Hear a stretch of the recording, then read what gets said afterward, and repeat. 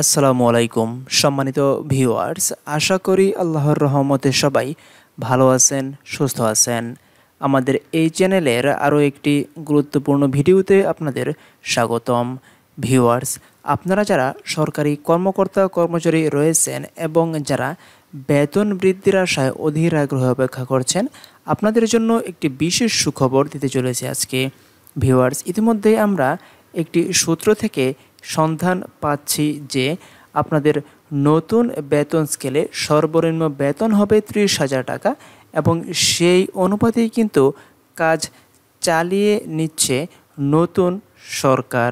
Viewers, এই মুহূর্তে আর কথা না বাড়িয়ে আপনাদের মূল আলোচনায় নিয়ে যাব।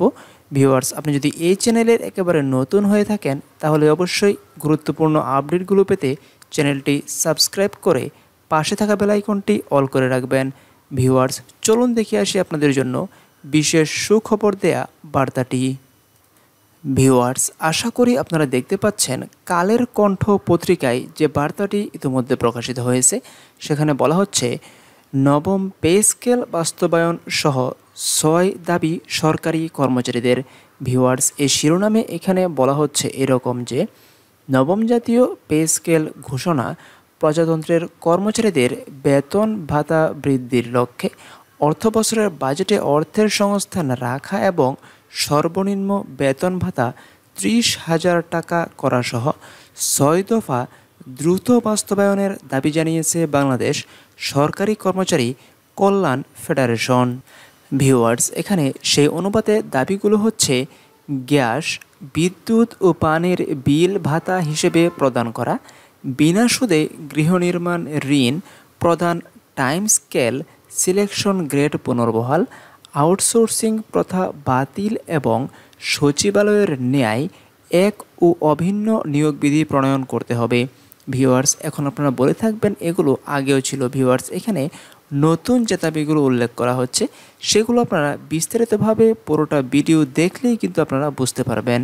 ভিউয়ার্স, এখানে বলা হচ্ছে আরও এমন যে সরকারি কর্মচারীদের চলমান বৈষম্য ও অসঙ্গতি দূরীকরণে জাতির পিতা বঙ্গবন্ধু শেখ মুজিবুর রহমানের সুযোগ্য কন্যা প্রধানমন্ত্রী শেখ হাসিনার সাথে সরাসরি সাক্ষাৎ সহ 6 দফা দাবি জানিয়েছিলেন নেতারা।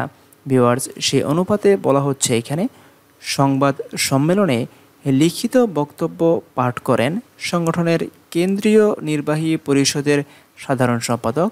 সরকারি কর্মচারীদের বিভিন্ন পর্যায়ের বৈষম্য ও অসঙ্গতির চিত্র তুলে ধরার পাশাপাশি সাংবাদিকদের বিভিন্ন প্রশ্নের জবাব দেন সংগঠনের কেন্দ্রীয় সভাপতি।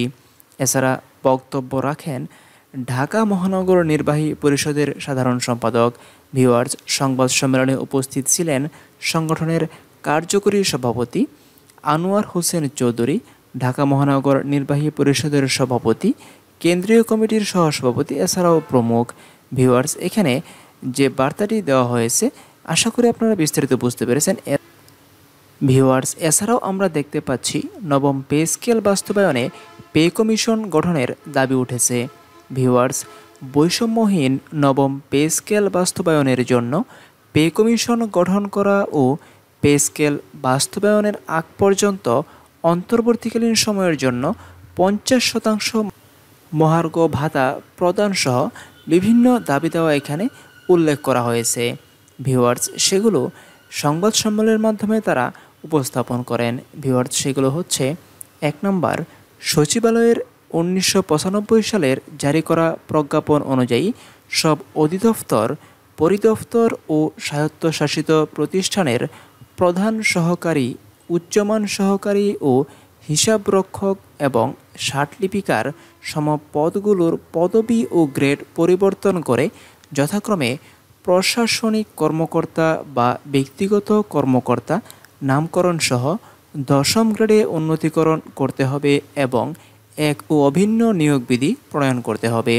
নাম্বার 2, 2015 সালে পে স্কেলের গ্যাজেটে হরণ করা 3টি টাইম স্কেল সিলেকশন গ্রেড পুনর্বহাল সহ বেতন জ্যেষ্ঠতা পুনর্বহাল এবং সব স্বায়ত্তশাসিত প্রতিষ্ঠানে গ্র্যাচুইটির পাশাপাশি পেনশন প্রবর্তন সহ বিদ্যমান গ্র্যাচুইটি আনুতোষিকের হার ৯০% জায়গায় ১০০% নির্ধারণ ও পেনশন গ্র্যাচুইটি ১ টাকার সমান ৫০০ টাকা নির্ধারণ করতে হবে।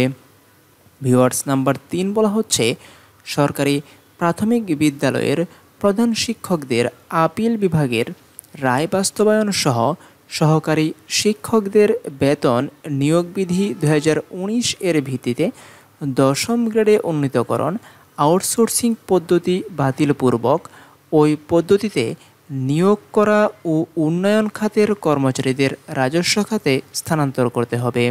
ভিউয়ার্স, নাম্বার ৪ বলা হচ্ছে ব্লক পোস্টে কর্মরত কর্মচারী সহ সব পদে কর্মরতদের পদোন্নতি বা ৫ বছর পর পর উচ্চতর গ্রেড প্রদান করতে হবে।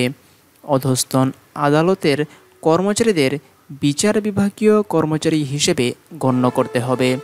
এছাড়া টেকনিক্যাল কাজে নিয়োজিত কর্মচারীদের টেকনিক্যাল পদমর্যাদা দিতে হবে।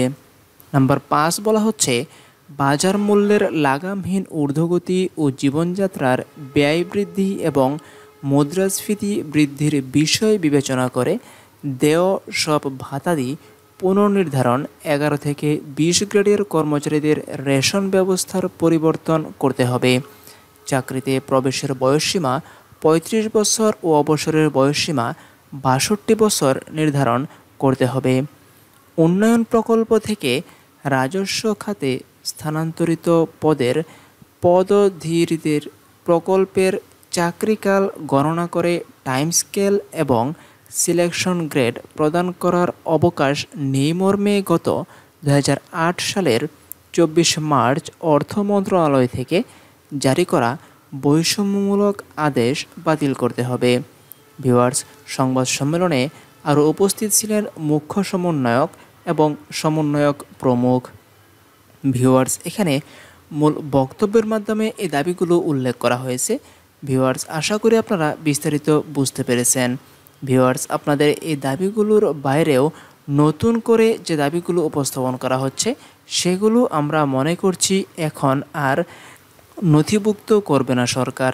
ভিউয়ার্স, আপনাদের এই পূর্বের দাবিগুলো নিয়েই কিন্তু সরকার কাজ করছিল এবং নতুন সরকার আসা মাত্রই কিন্তু এগুলো নিয়েই আরও যাচাই বাছাই করার মাধ্যমে আপনাদের জন্য নতুন করে সর্বনিম্ন বেতন ৩০,০০০ টাকা ধরে কিন্তু নতুন বেতন স্কেল নির্ধারণ করবে সরকার। ভিউয়ার্স, ডক্টর মোহাম্মদ ইউনূস প্রধান সমন্বয়ক হয়েই কিন্তু এই সকল কাজগুলো তিনি নিজেই তদারকি করবেন। আপনারা অবশ্যই সেটি জেনে থাকবেন। ভিউয়ার্স, এরকম গুরুত্বপূর্ণ আপডেট সবার আগে পেতে অবশ্যই চ্যানেলটি সাবস্ক্রাইব করে পাশে থাকা বেল আইকনটি অল করে রাখবেন। পরবর্তী ভিডিও আসা পর্যন্ত আশা করি সবাই ভালো থাকবেন, সুস্থ থাকবেন এই কামনায় শেষ করছি। ধন্যবাদ সবাইকে।